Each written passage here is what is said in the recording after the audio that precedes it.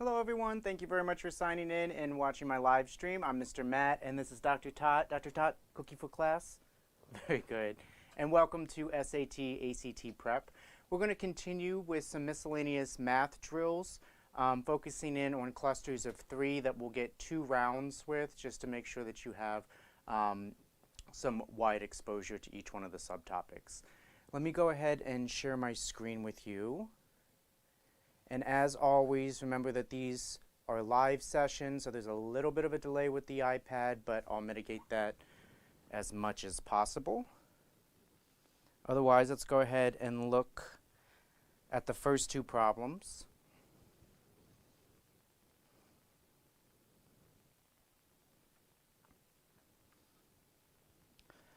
So question number 1 involves imaginary values. So which of the following is equivalent to the quantity 2 plus 3i, quantity divided by 4 minus 5i? Remember that I is equal to the square root of -1, and remember that I squared, because if I is equal to the square root of -1, I squared would be the square root of -1 quantity squared. Square root and squares, and raising something to the second power, squaring it, are opposite operations of each other, and so they cancel out. So wherever you see, if you ever see, I squared anywhere in your calculation, you can evaluate that or substitute that out for just -1. In order to simplify, just a little bit of a hint, you want to multiply by the discriminant in the numerator and denominator. And for number 2, what is the measure of the exterior angle ABC based on the regular heptagon below? There's an expression that will give you the sum of the interior angles, the sum of the interior angle measures of any regular-sided polygon. If you don't remember that, then just wait 2 minutes in and I'll start to solve and give everybody some hints. But otherwise, I'm going to give you 6 minutes. I'll keep track of the time in the upper left-hand corner. I'll try to update it as best as I can every minute. And about 2 minutes in, I'll start to solve to give you some hints.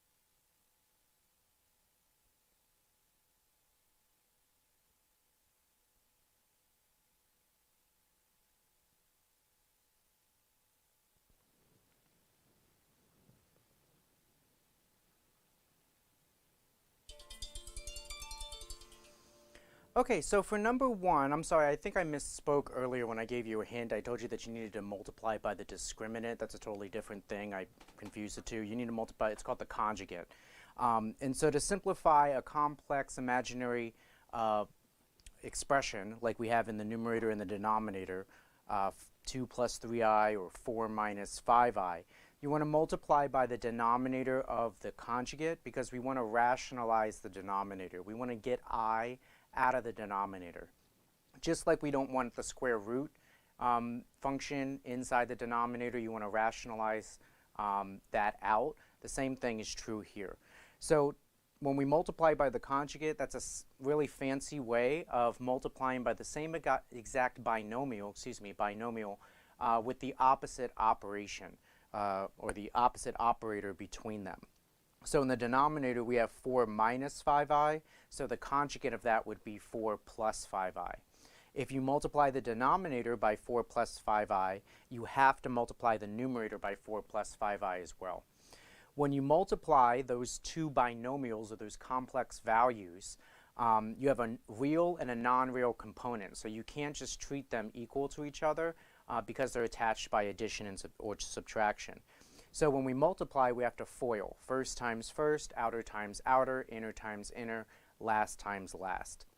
So in the numerator, first times first would be 2 times 4, which is 8. Outer times outer would be 2 times positive 5i, which would be positive 10i. Inner times inner would be 3i times 4, which would be positive 12i. Last times last would be 3i times 5i, which is going to be a positive 15i squared. Remember that I squared can always be evaluated for the real component, its real equivalent of -1. The definition of I, remember, is the square root of -1. So if we square it, that's just going to eliminate the radical and just simplify into -1. So that last that last value of I squared, we're going to be able to substitute out a -1 for it. In the denominator, when we have 4 minus 5i times 4 plus 5i, we're going to FOIL out and get 16 minus 20i plus 20i minus 25i squared. The whole purpose of multiplying by the conjugate is to get rid of the imaginary values. And notice how it does that. The negative 20i cancels with the positive 20i, and then that I squared, that negative 25i squared, we can evaluate the I squared out for -1. So this is going to turn into the equivalent of 16 minus a negative 25, which is the same thing as 16 plus 25. So in the numerator, we're going to have now 18 minus 15 plus 22i. 18 minus 15 is -7, so we're going to have -7 plus 22i, quantity divided by 41. And then we can split the denominator between the two numerators equally and just simplify this as -7 over 41 plus 21i over 41, which is answer selection D. For number 2, you need to know the formula to find the sum of the interior angles of any polygon. That's the quantity n minus 2 times 180, where n is equal to the number of sides. So there's a little bit of geometric vocab going on here. A heptagon has 7 sides. So a 3-sided shape is a triangle. A 4-sided shape is generally called a quadrilateral, but there's many different types of quadrilaterals. You have squares, you have rectangles, you have rhombuses, you have parallelograms, so on and so forth. A 5-sided shape is a pentagon, a 6-sided shape is a hexagon, a 7-sided shape, as we just learned, is a heptagon, 8 sides is an octagon, 9 sides is a nonagon, and 10 sides is a decagon. After 10, there are technical numbers, geometric names for shapes that have sides larger than 10. But there's also just a conventional naming. There's a common naming convention where over 10 sides you just say like 11agon or 12agon. But if you wanted to look those up, they do technically have their own names. But anyway, if we know that this heptagon has 7 sides, then we can take 7 minus 2 times 180 to solve for the sum of the interior angles. That's going to give us 5 times 180, which is 900. If I then take the average of 900 over 7 sides, because there's 7 sides, there has to be 7 angles. And because they say that this is a regular heptagon, the adjective regular here mathematically implies that all sides are equal and all angles are equal. So it's not distorted in any fashion. So we can just assume that each interior angle is actually the same as the average of the total angles, the total sum of all the angles divided by the number of angles. So if we take 900 and divide it by 7, you're not going to get a perfectly round value. It's going to be a decimal, so I just rounded it. It technically should probably be 128.6 because it came out to 128.57, I believe. But let's just assume for simplicity's sake that it's 128.5 degrees.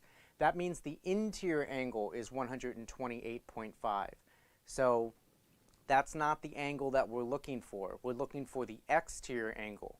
So I'm going to draw in a green little angle sign here for the interior angle that we just solved for. That's 128 degrees. But we want to solve for the exterior angle. That exterior angle is supplementary to that angle in green that I'm drawing in. It should show up any second. And if it's supplementary, that means that they both add up to 180 degrees. So if we know that the interior is 128.5, then the exterior has to be the difference between 180 degrees and 128.5 degrees. So 180 minus 28.5 is going to give us 51.5 degrees. And that's going to be the answer to number 2. If you have any questions, let me know. Otherwise, let's look at 3 and 4. I'm going to give you 6 minutes, and after 2, I'll start to solve. 3 is asking which of the following is equivalent to 3 minus I quantity divided by 2 plus 5i.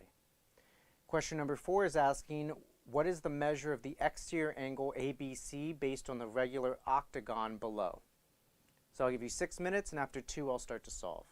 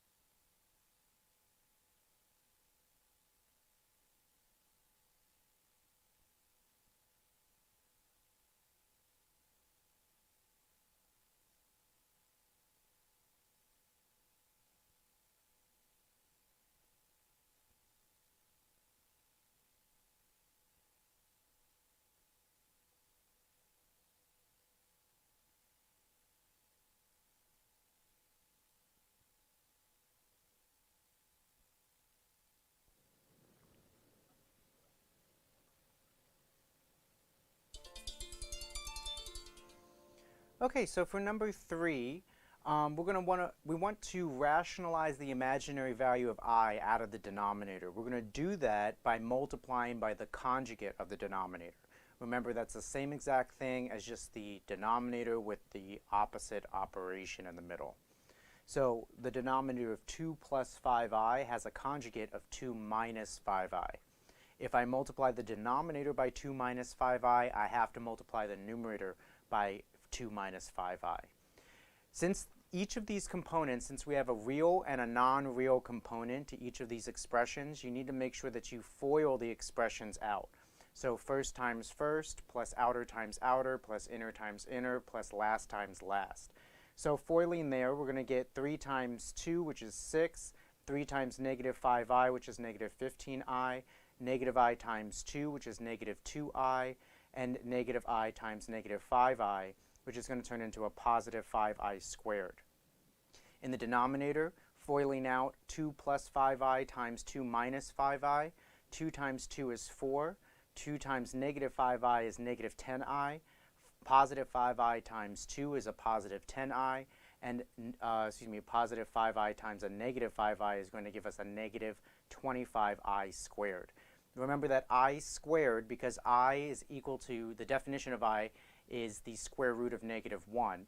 So if I is equal to the square root of negative 1, if we ever square I, if we ever were to square I, those are opposite operations. So whenever you see I squared, you can always substitute out for just negative 1. So that 5i squared in the numerator is going to turn into 5 times negative 1, and that negative 25i squared in the denominator is going to turn into negative 25 times negative 1. Simplifying there and rearranging, the numerator becomes 6 minus 5 minus 17i, quantity divided by 4 plus 25. That negative 25 times negative 1 is going to turn into a positive 25. And then finally, we're going to have 6 minus 5 is a positive 1, so we're going to have positive 1 minus 17i, quantity divided by 29, which we can split between the two numerators. We can split that, or we can apply, rather, that denominator of 29 equally to both of the numerators. So our final answer here is going to be 1 over 29 minus 17i over 29. And that's answer selection A. For number 4, they're asking for the measure of the exterior angle ABC based on the regular octagon below. So remember that the formula n minus 2 times 180, where n is equal to the number of sides, is something it's not a very common formula that comes up, but they do ask it from time to time, and it's very helpful in a lot of questions. Even if you can find another solution pathway for some questions, if you know this expression, it can be really helpful and really time saving. So n minus 2 times 180, where n is equal to the number of sides, will give you the sum of the interior angles of any polygon. Here, this is a regular octagon. Octagons have 8 sides, and if it's regular, that adjective of regular means that all sides and all angles are congruent. So it's not a distorted or stretched or skewed shape at all, just what you expect it to look like. So 8 minus 2 is 6. 6 times 180 is going to give us a sum of 1080 degrees. If we then divide by the number of angles, which has to be equal to the number of sides, which is 8, we're going to find that each interior angle has to be 135 degrees.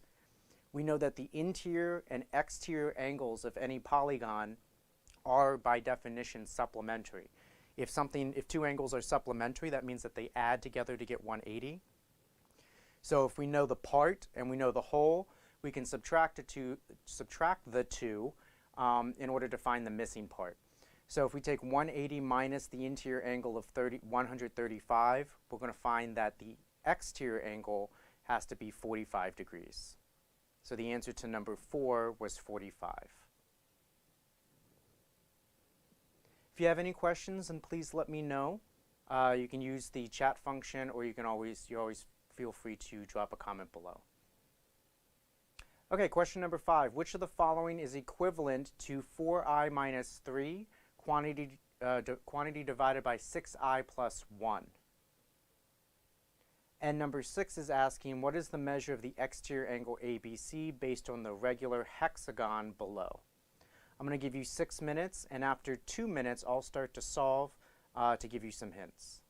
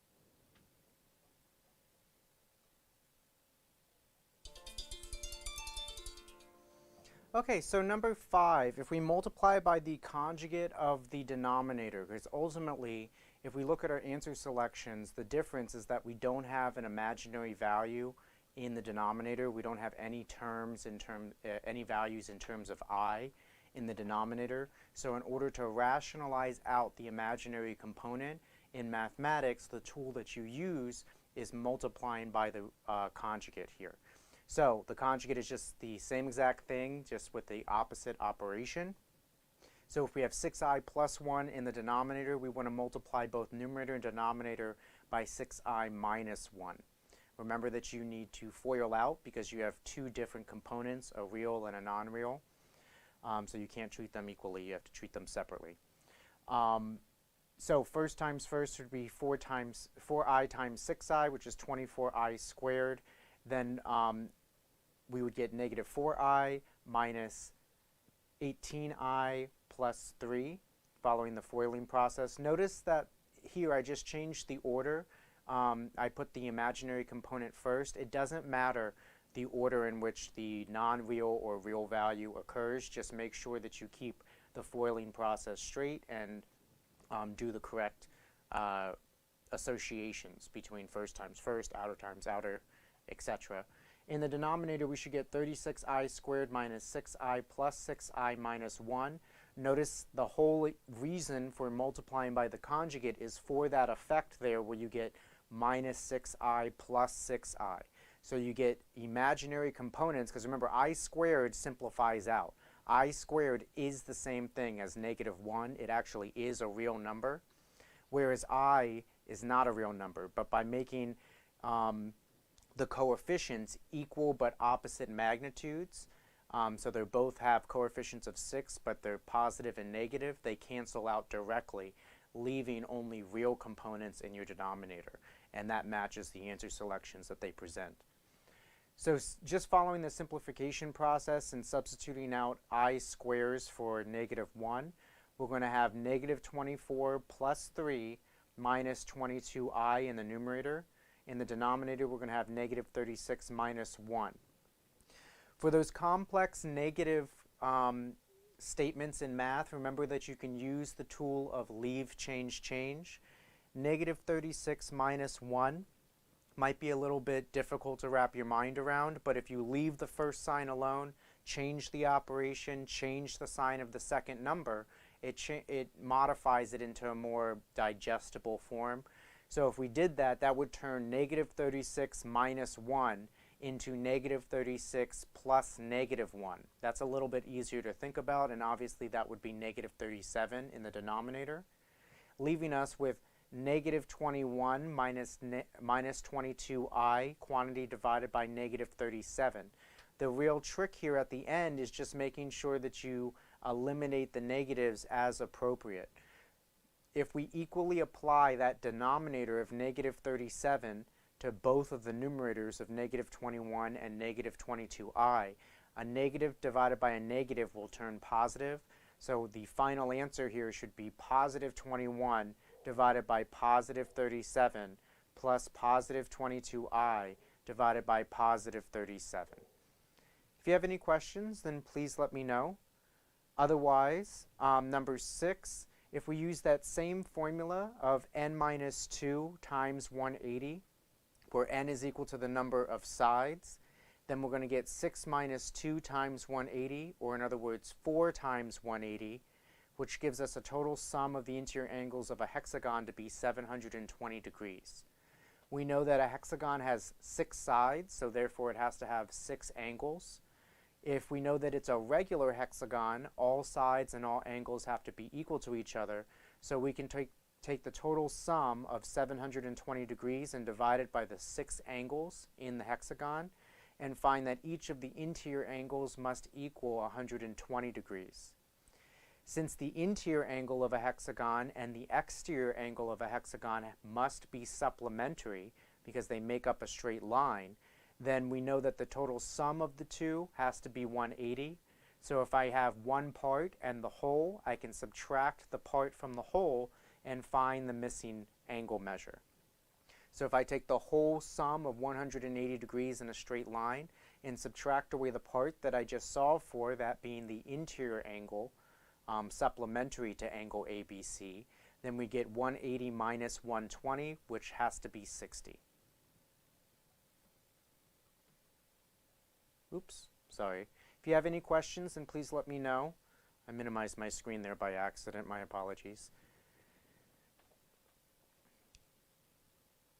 If not, then let's go ahead and look at 7 and 8. These are going to be totally different than 1 through 6, but again, we're going to get 3 different examples of these pair of questions, this pair of questions.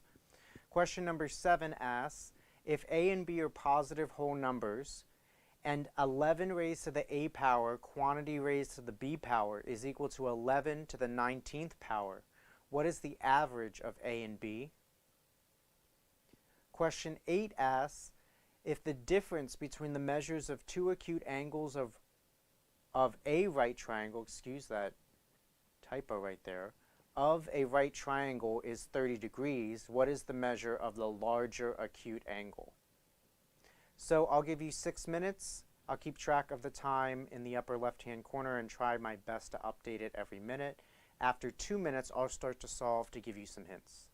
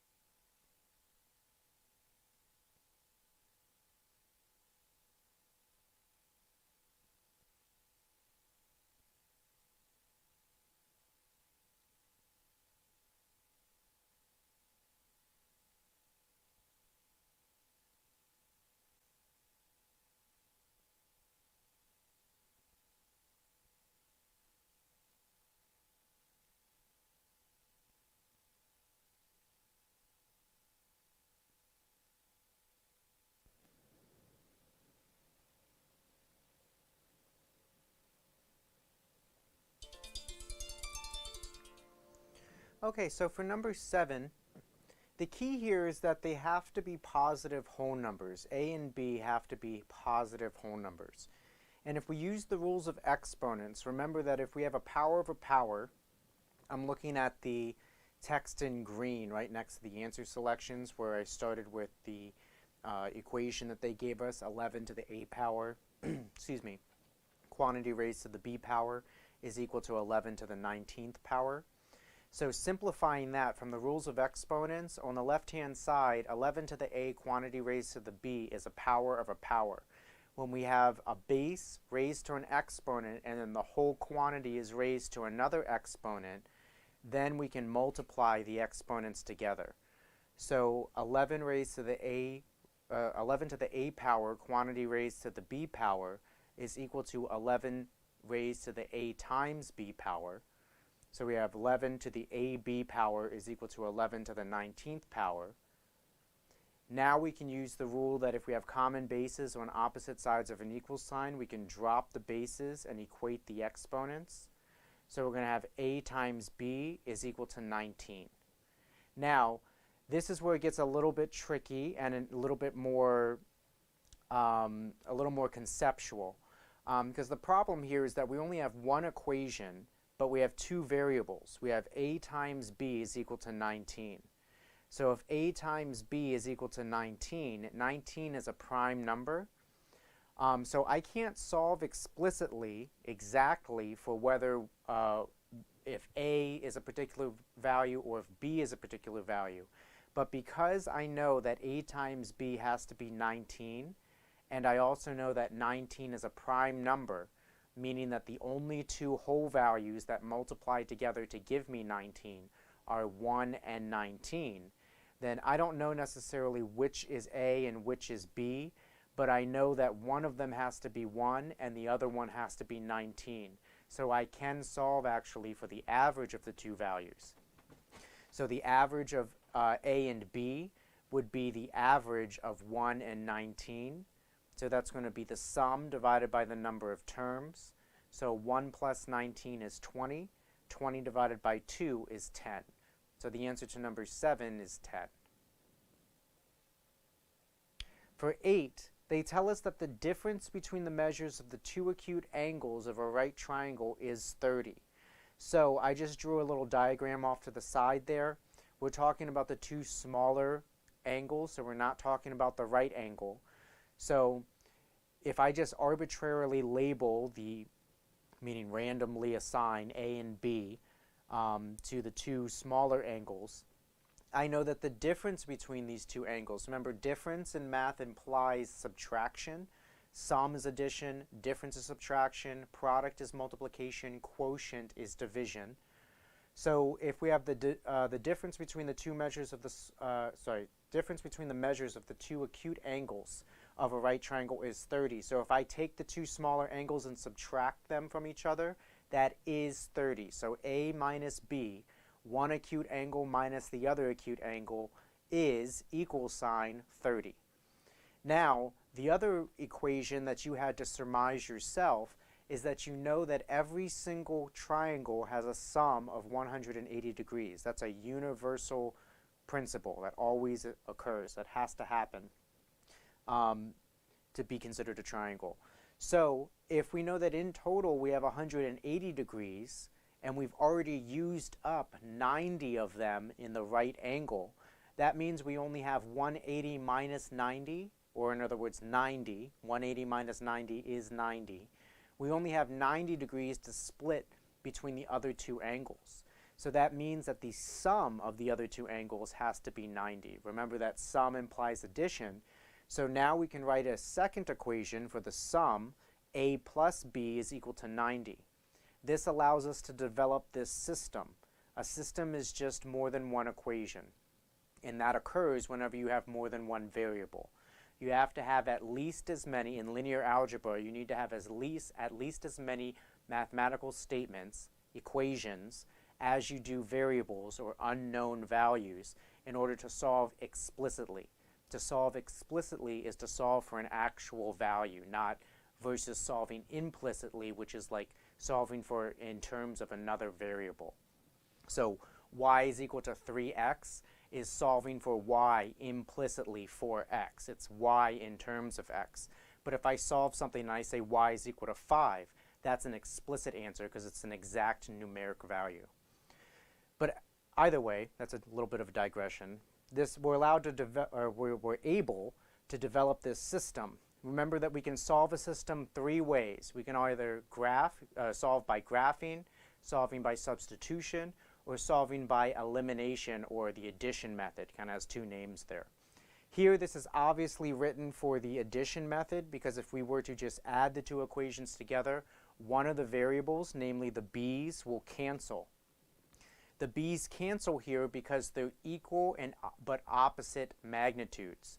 We have negative b and a positive b, so when we add them together, that cancels and nullifies to 0. A plus a is 2a. Negative b plus b is 0, so it goes away. And 30 plus 90 is 120. Now that allows me to solve for a, so dividing by 2 on both sides, we're going to get a is equal to 60. Then I can substitute back into either one of the two equations. I just chose the one with the addition sign because I want to avoid negatives. But I know that a plus b has to be equal to 90, so if I now know that a is equal to 60, I can substitute in and solve for 60 plus b is equal to 90, so b is equal to 30. That means now we need to just interpret our answer and select the correct choice. That means that one acute angle is 60 degrees and the other acute angle is 30 degrees. The question is asking what is the measure of the larger acute angle. So the larger acute angle would be 60.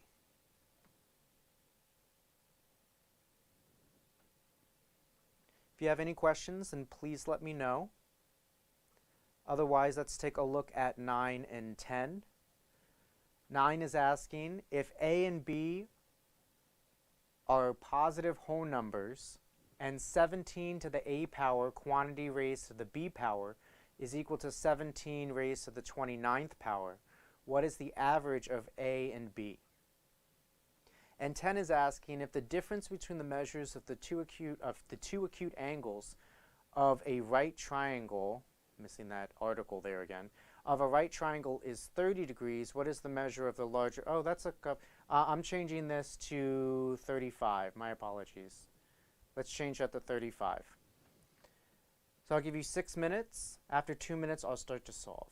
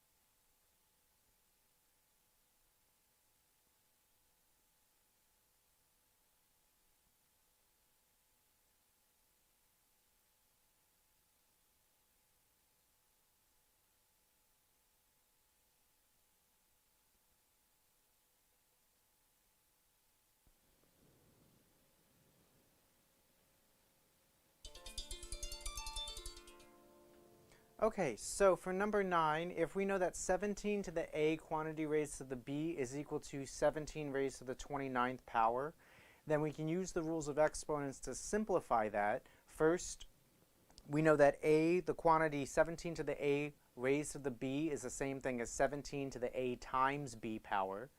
And then we have 17, we have common bases of 17 on opposite sides of an equal sign. So we can drop the bases of 17 and equate the exponents. So we know that a times b has to be equal to 29. In the question itself, it tells us that a and b have to be positive whole numbers. If a times b has to be equal to 29 and a and b have to be positive whole numbers, or in other words, positive integers, then the only two possible values for a and b would be 1 and 29. We don't know which is which, but that's enough information to solve for the average of a and b, which merely requires their sum. If we need their sum, it doesn't matter the order in which we add because of the commutative property of addition. Order doesn't matter. So 1 plus 29 is 30. 30 is the sum of a and b. 30 divided by 2 is going to be 15. So the average of a and b is 15. And that's answer selection A. For number 10, they tell us that the difference between the measures of the two acute angles of a right triangle is 35. What's the measure of the larger acute angle? So if the difference, meaning if we subtract the two, we get 35, we can first assign the two smaller angles to be A and B respectively, and then that allows us to write equations relative to the angles. So we know that the difference between the two, A minus B, is or equals 35. And then if we have a total if we have a total sum of 180 degrees in a triangle, and we've already used 90 degrees in the right angle, then that means that there's only 90 degrees left to split between the other two acute angles. So that means that A plus B has to be equal to 90.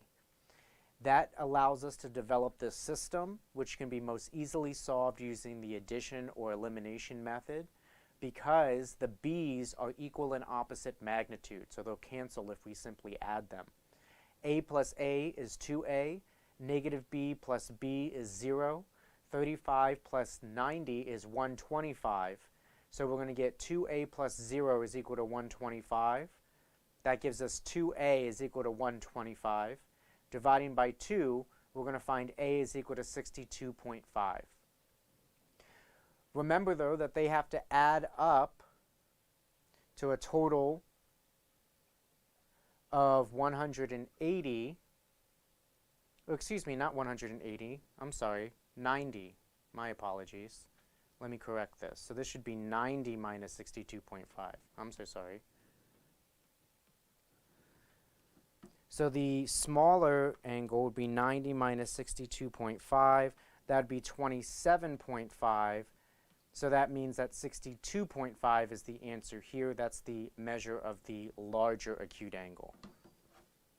So sorry for that mistake. I apologize. I was going a little quick. If you have any questions, then please let me know. Otherwise, let's look at 11 and 12. These are the last two problems for today, and will bring us up to the end of class. As always, I invite you to subscribe and share this channel with your friends. If you find it helpful, then please like and pass the word along. And thank you guys very much for signing in. 11 is asking if A and B are positive whole numbers and 23 raised to the A power quantity raised to the B power is equal to 23 raised to the 41st power. What is the average of A and B? And 12, if the difference between the measures of the two acute angles of a right triangle is, I'm going to change this to 55, what is the measure of the smaller acute angle? Change this question up a little bit. So if the difference between the measures of the two acute angles of a right triangle is 55 degrees, what is the measure of the smaller acute angle? I'll give you 6 minutes. After 2, I'll start to solve.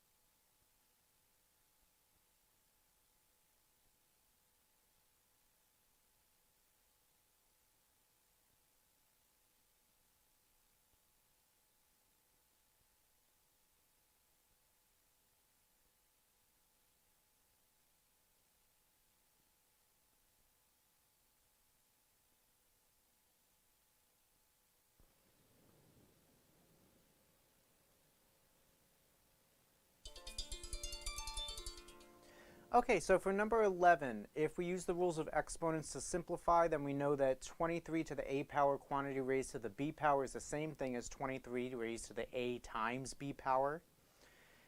And then once we simplify the left-hand side, we're left with two common bases on opposite sides of an equal sign. So we can drop the bases and equate the exponents, meaning that a times b has to be equal to 41. In the question, they define the variables a and b as having to be positive whole numbers.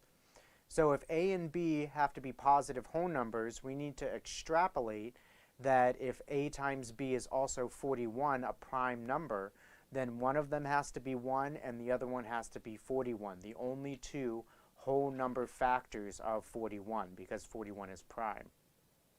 So if we wanted to find the average, we're going to add them together and divide by the number of numbers, which is 2 here. So 1 plus 41 is 42. 42 divided by 2 is 21. So the answer to number 11 is C, 21. For 12, the difference between the measures of the two acute angles of a right triangle is 55 degrees. What's the measure of the smaller acute angle? So the difference is 55, so if I arbitrarily assign each of the acute angles to be A and B respectively, then I can say that A minus B, the difference between the two angles, equals 55. And then I can also surmise that I've already used 90 out of the total 180 in any one triangle, because I've already am considering or assuming that this triangle is a a right triangle and has a 90-degree angle. So 180 minus 90 leaves me with only 90 to split between the two smaller angles. So the sum of the two smaller angles has to be 90. A plus B is equal to 90. Therefore, I have this system, and I can solve the system using elimination or the addition method, whichever name you want to use for it. And that's just by adding the two equations, because the B coefficients have equal but opposite magnitudes. They cancel out. A plus A is 2A, negative B plus B is 0, 55 plus 90 is 145, so that leaves me with 2A is equal to 145. Dividing by 2 leaves me with A being equal to 72.5 degrees.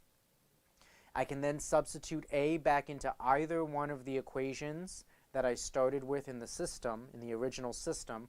I just always like to choose the one that doesn't have the negative, so I used A plus B is equal to 90. 72 plus 5 plus B, 72.5 plus B must be equal to 90, therefore. And subtracting 72.5 on both sides, we're going to find B as being equal to 17.5. They're asking here for the smaller acute angle, so the answer to number 12 is going to be 17.5.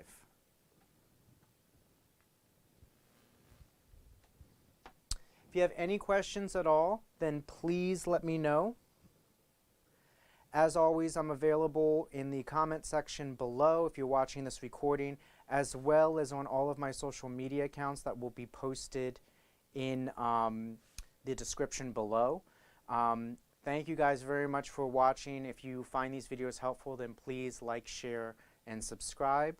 And otherwise, Dr. Tot, you want to say goodbye? Come on, for a cookie, you guys say goodbye to everybody.